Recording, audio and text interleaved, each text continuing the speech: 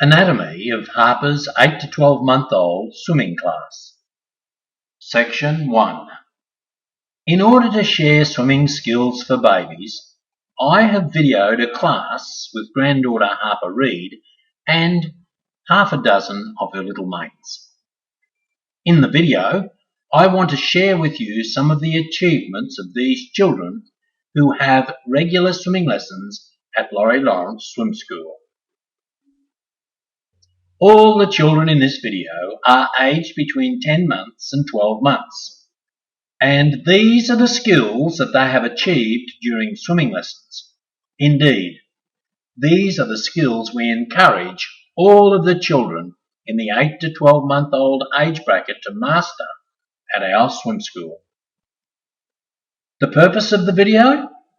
Simply to share skills I believe to be vital for children of this age as they slowly move towards complete enjoyment and independence in the water. In order to share ideas, I've videoed a class in action. Now, I propose to be an impartial observer as we watch Harper and her young friends have a regular swimming lesson. You will notice that the parents become partners and are vital to lessons at Laurie Lawrence Swim School because they are the teachers, and the better and more relaxed they are with their child, the better swimmer their child will become. Warming up. All swimming activities begin with some type of warm-up activity. Normally, I have the class spend the first few minutes of every lesson on the ledge with upright seated kicking activities where the parents manipulate the child's legs and then give their child the opportunity to kick by themselves. This also will give any latecomers a chance to join the class without undue interruption. While seated this way, the parents are encouraged to include some conditioning work which helps prepare their child for later submersion and floating activities. With the parents seated in front of them, the teacher is able to communicate easily and demonstrate the best way to kick. They can also explain the rest of the warm-up activities. Young children love routine, and these simple kicking and conditioning activities give them a regular starting routine to their swimming class. The particular warm-up for this class was 1.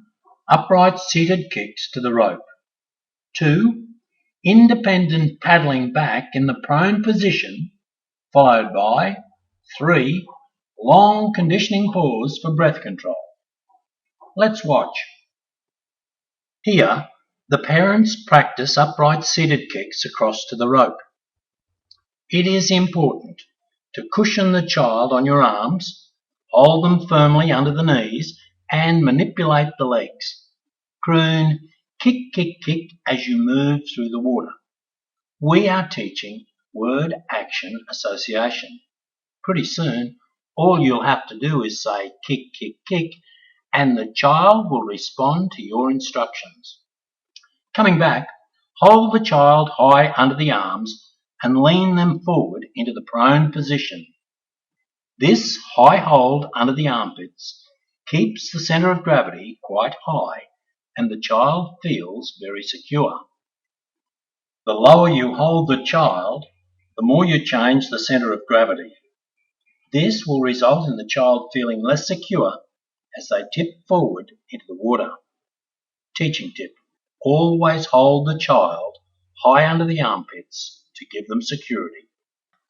In practicing conditioning, we start with a small cup and gradually build up until we are using a large bucket. With the large bucket, we can pour for longer periods of time.